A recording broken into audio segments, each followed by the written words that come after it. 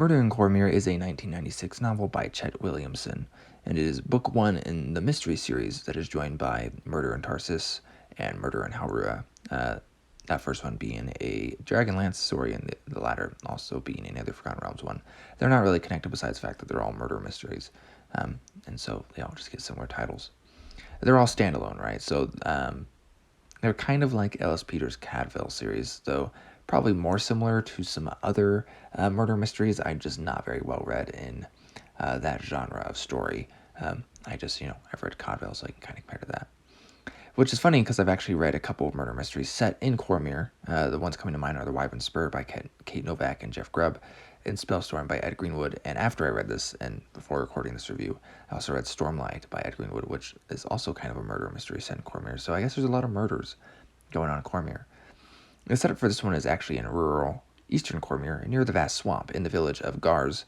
Someone is beheaded, and ghosts cause some fear among the locals. Benelawis has come to retire quietly with his cats, but events require him to help his new community and kind of come out of retirement of a sorts.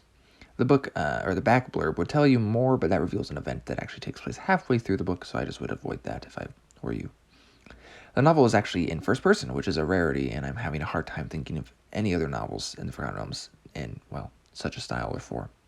The narrator is Jasper, Benelawis' indentured servant that is short, because he is 1/4 halfling, and he blames this blood for his thieving ways, which is some odd racism, to say the least. The tale opens with a recounting of local history, which is quite a treat, and then we discover how Jasper is caught thieving and making the acquaintance of the retired war wizard Benelawis. He did this on a dare, which could be chalked up to his youth. Instead of sending him to jail, he goes into what is almost slavery, but not quite, since Cormyr doesn't do slavery and serfdom. This story is set over a few days in the month of Lent in the years 1366 and 1367 DR. In an odd turn of events, the vast swamp is experiencing a drought. It's also going to feature a certain market event for the country, a very big one. The Grand Council of Cormyr's Merchant Guild is having their annual meeting there, and Mandragatahas is even going to make an appearance. Williamson supposedly had never played Dungeons & Dragons when he wrote this, and you can kind of tell, right? So, or at least for Forgotten Realms stuff, you see o'clock used instead of bells, and weeks over 10 days. And then there's some geography that seems slightly distorted in size, but I wasn't sure how having magic, what is so obviously set out to be a whodunit, would work at all.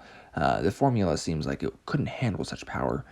But I think giving this more of this everyman, this youth Jasper, the point of view, really makes it work better. As Benelawis is the guy solving the crimes, kind of. He's not actually doing most of the legwork.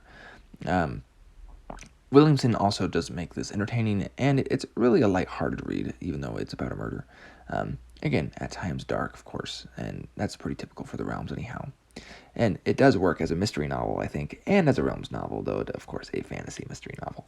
This isn't an epic quest. It's not anything dealing with gods or vast polities or entities, but about small town folk and things like that. We get glimpses of literature, epic poetry, scientific learning, and other things of the Forgotten Realms, which is cool. We do get a nice taste of the Realms. And one in particular introductory work is The Adventures of Camber Fosric, which kind of plays a role in the story as it unfolds. We also get some politics of Cormyr, things like the Iron Throne, and some tiny machinations of Symbia. And I enjoy Benelawis and his cats, and the adventurer Kendra, who's another minor character. And getting the people that inhabit Gars really makes it come to life in a place that really doesn't get any attention. This is not Suzale, it's not Marsember, it's not even Wayloon or Evening Star or Arabelle or whatever.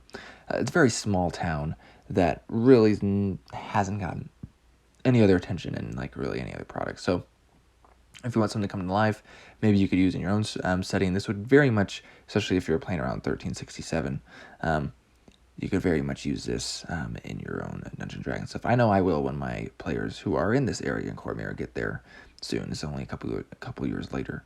I definitely will be looking back into this book. So anyways, Liam from Liam's Lyceum. I'll catch you next time.